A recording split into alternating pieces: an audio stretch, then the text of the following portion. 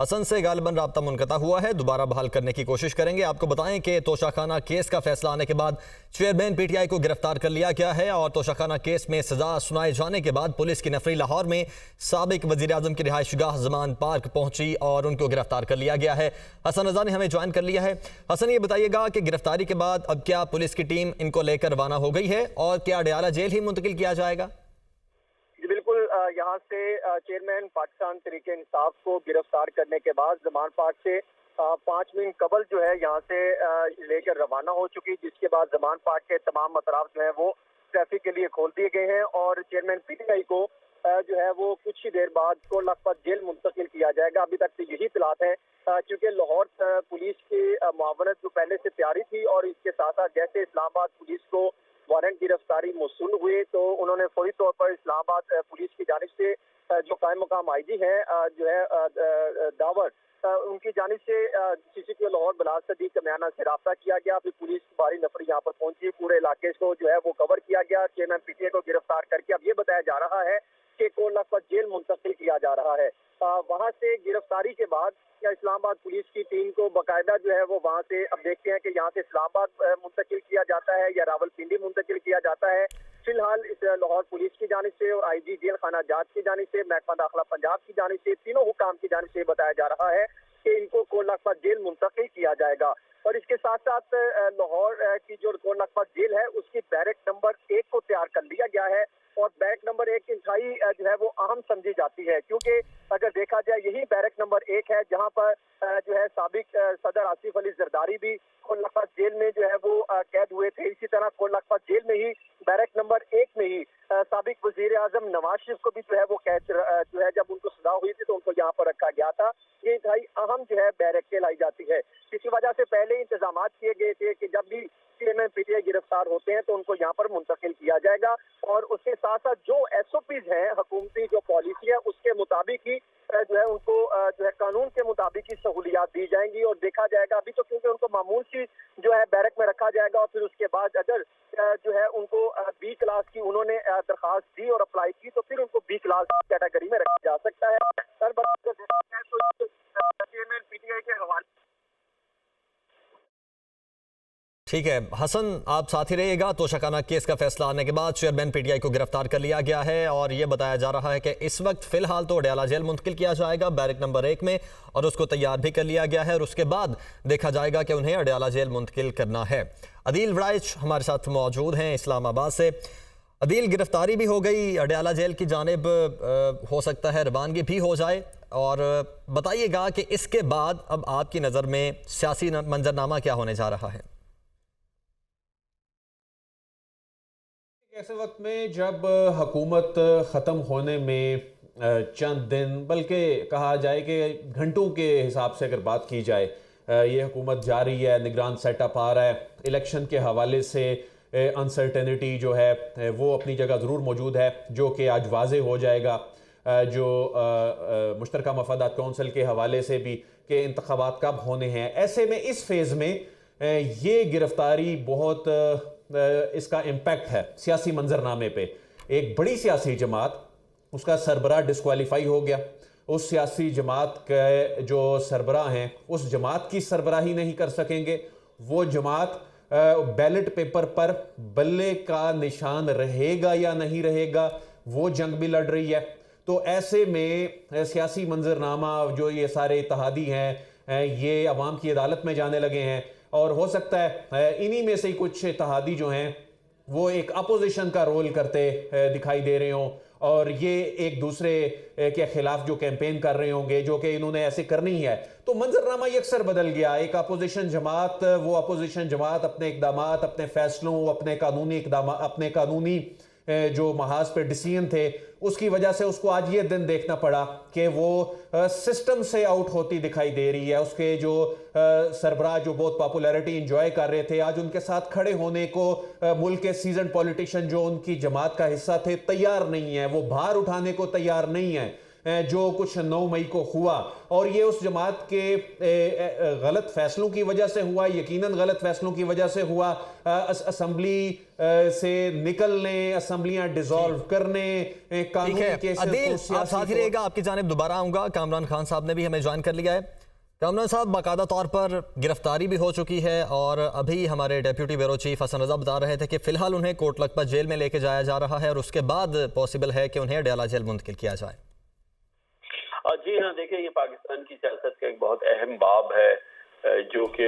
بند ہو رہا ہے۔ یہ وہ باب ہے جو 25 سال پہلے شروع ہوا اور پچھلے 50 دن کے اندر یہ بند ہو رہا ہے، اور جس میں کیونکہ پاکستان میں سیاسی جماعت اور سیاسی جماعت کا قائد لازم و منظوم ہوتی ہے۔ پاکستان میں سیاسی جماعت اس کا قائد ہوتی ہے، اور اس کا قائد جو ہے وہ سیاسی جماعت ہوتی ہے۔ نواز شریف نون لیگ ہے، نون لیگ نواز شریف ہے،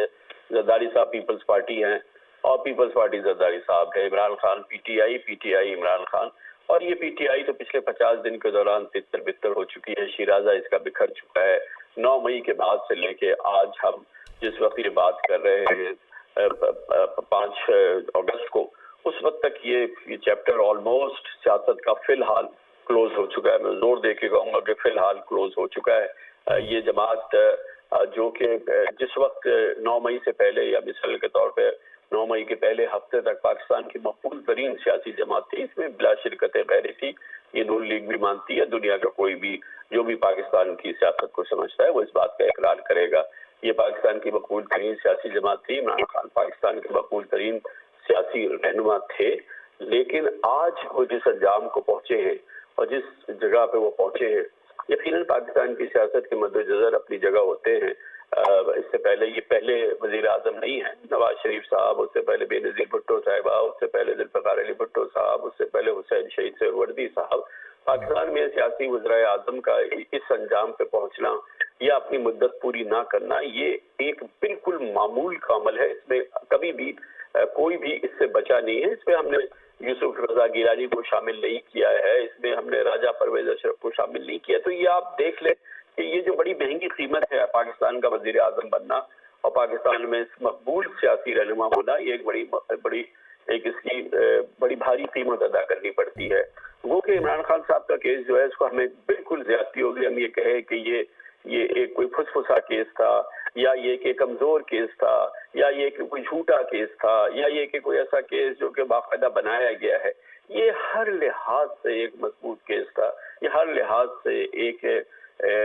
ایسا کیس تھا جس میں بددیانتی کی گئی ہے، جس میں غیر اخلاقی طور پہ جو ہے وہ پرہیپس اس کو اس طرح سے نہیں کرنا چاہیے تھا، پرہیپس اس کو جس طرح سے استعمال کیا گیا ہے وہ کسی صورت میں بھی جو ہے نہ قانون کے لحاظ سے وہ مناسب عمل تھا، نہ ان کے اسٹیچر کے لحاظ سے یہ مناسب عمل تھا۔ وہ اچھی طرح سے جانتے تھے کہ ان کی اہلیہ اور ان کی اہلیہ کی جو دوست ہے وہ کس طرح سے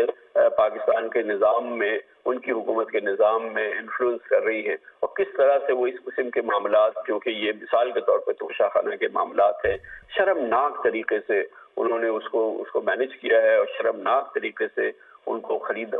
اس حوالے سے انہوں نے خرید و فروخت کی ہے۔ بالکل شرمناک طریقہ ہے، اس میں کوئی دوسری بات نہیں ہے۔ اور پھر ظاہر ہے کہ اس کا کیس بننا اور اس میں ساری چیز ہونا، تو اس میں پھر وہ کوئی ایسی چیز نہیں ہے کہ اس کو بنا دیا گیا ہو سکتا ہے کہ کچھ اور لوگوں کے اس قسم کے معاملات کو صرف نظر کیا گیا ہو، یا اس پہ اس حوالے سے قانون حرکت میں نہ آیا ہو جیسا کہ عمران خان کے اس معاملے میں آیا۔ لیکن دیکھیں جرم تو ہوا ہے، اور چیزیں تو ایسی ہیں کہ جو کہ شرمناک ہے، اور اس حوالے سے جو سزا ہوئی ہے وہ بھی بالکل ہے، وہ ہر صورت سے اوائڈ کرنے کی کوشش کر رہے تھے کہ یہ مقدمہ نہ چلے، اس میں دیر ہو جائے، یہ ڈریگ ہو جائے اس میں، لیکن اس میں بہرحال اب جس انداز سے بھی ہوا، ہم جانتے ہیں خود عمران خان صاحب جو ہیں وہ جشن منا چکے ہیں نواز شریف صاحب کی جب سیاست سے نااہلی ہوئی تھی، اور جب ان کا پاناما کے حوالے سے جب معاملات شروع ہوئے تھے، اور پھر ان کے بیٹے کے معاملے میں جو کہ ان کی جو یو اے کی کمپنی ہے اس میں ان کو سیلری نہ لینے سے سیاست سے تاحیات نااہل کر دیا گیا، ان کو کہہ دیا گیا کہ وہ صادق امین نہیں رہے ہیں۔ یہ ایک میرے نزدیک تو واقعی وہ ایک عدالتی ظلم تھا جس طرح کا وہ فیصلہ ہوا تھا۔ سر اگر یہیں پہ میں ایک چھوٹی سی چیز ایڈ کر دوں، اس کے بعد ڈسکوالیفیکیشن کے بعد انہیں کوٹ لکھپت جیل کی بیرک نمبر 1 میں ہی منتقل کیا گیا تھا۔ آصف زرداری بھی وہاں پر رہ چکے ہیں، اور جس طرح بھی آپ نے کہا کہ عمران خان صاحب کس طرح کی باتیں کیا کرتے تھے نواز شریف صاحب کے بارے میں، اور آج ان کو اسی بیرک میں لے کے جایا جا رہا ہے، بیرک نمبر 1 میں، جہاں پر نواز شریف رہے ہیں۔ جی ہاں، میں اس میں ایڈ کرنا چاہوں گا، ذوالفقار علی بھٹو صاحب بھی جو ہیں وہ کوٹ لکھپت کی جیل میں رہے ہیں، اور پھر اس کے بعد آپ کو معلوم ہے کہ پھر جو ان کا انجام ہوا ہے وہ پھانسی چڑھ گئے۔ تو یہ تمام معاملات جو ہیں یہ عمران خان صاحب کو اچھی طرح سے معلوم تھے، لیکن پاکستان کی سیاست کے لحاظ سے اب اصل بات یہ ہے کہ ہم وی ہیو ہیڈ انف، اب ہماری معیشت جو ہے وہ سیاسی افراتفری، سیاسی مار کٹائی، سیاسی چپخلش کی متحمل نہیں ہو سکتی۔ دیکھیے گزشتہ 10 سال ہمیں پسند آئے نہ پسند آئے، عمران خان کی سیاست نے پاکستان کی معیشت کو ہائی جیک کر کے رکھا۔ 2013 سے 2018 کے دوران جب نون لیگ کی حکومت تھی، عمران خان کی سیاست اور مزاحمت کی سیاست اور احتجاج کی سیاست اور دھرنے کی سیاست نے پاکستان کی معیشت کو بالکل جام کر کے رکھ دیا تھا۔ کیونکہ اس دوران بھی پاکستان کی معیشت کے جو اعداد و شمار تھے، جو نمبرز تھے، وہ برے نہیں تھے۔ اس پورے ماحول کے باوجود ہم کچھ بہتر کر رہے تھے، لیکن بہرحال وہ دھرنے کی سیاست، وہ لب و لہجہ، اور پھر دیکھیے ہمیں کہنے دیجیے کہ وہ اکیلے تنہا نہیں تھے، پاکستان کے مختلف حلقے ان کے شانہ بشانہ کھڑے ہوئے تھے۔ اسی کے نتیجے میں عمران خان کی جو سیاسی قوت تھی وہ آگے بڑھ رہی تھی، اسی کے نتیجے میں اسی اشتراک کے نتیجے میں جو عمران خان کی اور مقتدر حلقوں کے درمیان تھی، نواز شریف صاحب کی اور نون لیگ کی حکومت کو بے پناہ نقصان پہنچا۔ نواز شریف صاحب کو وزارت عظمیٰ چھوڑنی پڑی، پارٹی کی صدارت چھوڑنی پڑی، پھر سیاست سے نااہل ہو گئے، وہ سزا یافتہ ہو گئے، اور پھر یہ سب کچھ اس دوران ہوتا رہا۔ تو اس کی قیمت جو تھی وہ سب سے زیادہ پاکستان کی معیشت نے ادا کی، اور سب سے زیادہ پاکستان کی قوم نے ادا کی، کیونکہ معیشت جو ہے وہ گھٹنوں پہ آ گئی۔ اور جب معیشت گھٹنوں پہ آ گئی 2017 اور 18 میں، اس کے بعد پھر عمران خان صاحب اقتدار میں آ گئے۔ ان کا اپنا نصیب کہ پہلے تو ان کو کووڈ کا سامنا کرنا پڑا، لیکن اس دوران جو ان کا انداز حکمرانی رہا، اور حالانکہ ان کو کیا زبردست سپورٹ ملی آرمی سے، کیا زبردست سپورٹ ملی chief of the army staff سے، جنرل باجوہ سے، کیا زبردست، میں نے اس کو بار بار کہتا تھا کہ یہ بڑا مثالی ہائیبرڈ نظام بن گیا ہے پاکستان میں۔ لیکن عمران خان صاحب کی پہلی ترجیح اور پہلا تکلم جو تھا، بیانیہ، وہ صرف ڈاکو